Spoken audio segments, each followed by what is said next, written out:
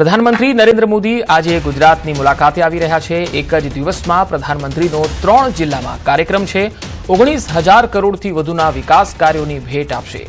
Ahmedabad Dholera express વેનું લોકાર્પણ કરશે તો સાણંદમાં સેમિકન્ડક્ટર પ્લાન્ટનું લોકાર્પણ કરશે। કોબા ખાતે જૈન ધર્મના મ્યુઝિયમને ખુલ્લું મૂકશે। સમ્રાટ સંપ્રતિ સંગ્રહાલયનું ઉદ્ઘાટન કરશે। આ સંગ્રહાલય જૈન ધર્મના સમૃદ્ધ ઐતિહાસિક અને ત્યારબાદ અમદાવાદના સાણંદ જીઆઈડીસી ખાતે પણ તેઓ જવાના છે। સેમિકોન પ્રોજેક્ટનું લોકાર્પણ કરશે।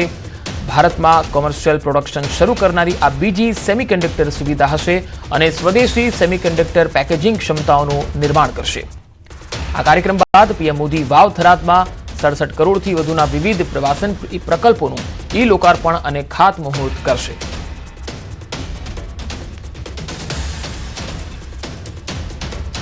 તો પ્રધાનમંત્રી નરેન્દ્ર મોદી ગુજરાતની મુલાકાતે આવી રહ્યા છે અને આ મુલાકાતમાં તેઓ કરોડો રૂપિયાની ભેટ ગુજરાતને આપવાના છે। થોડી જ વારમાં હવે પીએમ મોદીનું આગમન થવાનું છે। મુખ્યમંત્રી અને રાજ્યપાલ તેમને આવકારવા માટે પહોંચ્યા છે। 19,000 કરોડના વિકાસ કાર્યોની ભેટ તેઓ આપવાના છે। પોલીસનો પણ ચુસ્ત બંદોબસ્ત છે। એક જ મહિનામાં આ બીજી ગુજરાતની મુલાકાત છે અને આ મુલાકાતમાં ગાંધીનગરના કોબા ખાતે મહાવીર જયંતિ નિમિત્તે સમ્રાટ સંપ્રતિ મ્યુઝિયમનું લોકાર્પણ કરશે।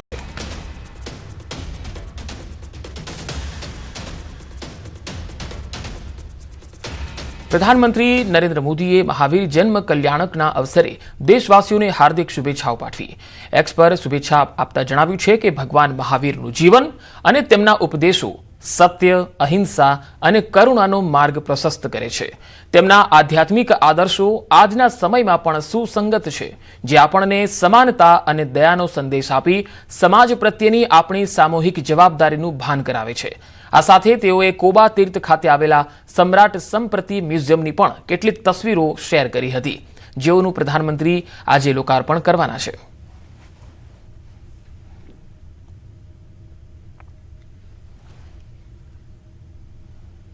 પીએમના પ્રવાસ અંગે જીતુ વાઘાણીએ પ્રતિક્રિયા આપી। પીએમ એક દિવસના ગુજરાત પ્રવાસે છે। વાવથરાદના નાણી ગામે વિકાસ કાર્યોની ભેટ આપશે। ગુજરાત બનશે સેમિકન્ડક્ટર હબ।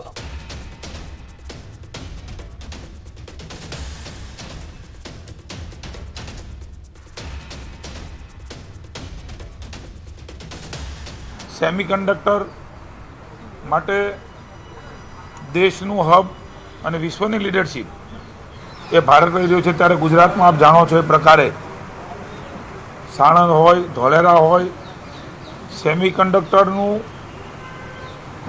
દેશનું નેતૃત્વ માનનીય મુખ્યમંત્રી ભૂપેન્દ્રભાઈના નેતૃત્વમાં માનનીય મોદી સાહેબના માર્ગદર્શનથી ગુજરાત એ હબ બની રહ્યું છે।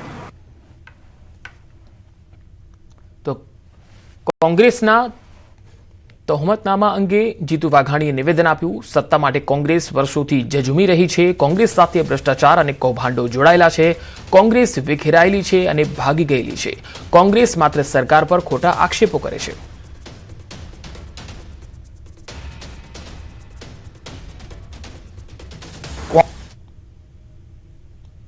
કોંગ્રેસ એક તો પોતે એક નથી, વિખરાઈ ગયેલી કોંગ્રેસ, તૂટી ગયેલી કોંગ્રેસ, ભાંગી ગયેલી કોંગ્રેસ, અલગ અલગ નેતૃત્વમાં વિખાયેલી કોંગ્રેસ એ માત્ર ભારતીય જનતા પાર્ટી ઉપર આવા આરોપો કરીને એ પોતે એક છે આ પ્રસ્થાપિત કરવાના પ્રયાસ તમે જ બતાવ્યું છે કે કોંગ્રેસમાં કેટલા ભાગ છે। પ્રધાનમંત્રી નરેન્દ્ર મોદી આજે ગુજરાતના પ્રવાસે છે। તેઓ 5100 કરોડથી વધુના ખર્ચે નિર્મિત 109 કિલોમીટર લાંબા અમદાવાદ ધોલેરા ગ્રીનફિલ્ડ એક્સપ્રેસ વેનું લોકાર્પણ કરશે।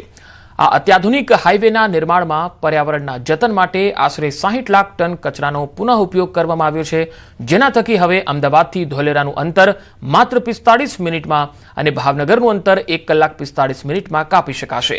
આ એક્સપ્રેસ વે ધોલેરા એસઆઈઆર અને આગામી ઇન્ટરનેશનલ એરપોર્ટને સીધી કનેક્ટિવિટી પૂરી પાડી લોજિસ્ટિક ક્ષેત્રમાં ક્રાંતિ લાવશે અને સમગ્ર પ્રદેશના આર્થિક વિકાસને એક નવી ઊંચાઈ પર લઈ જશે।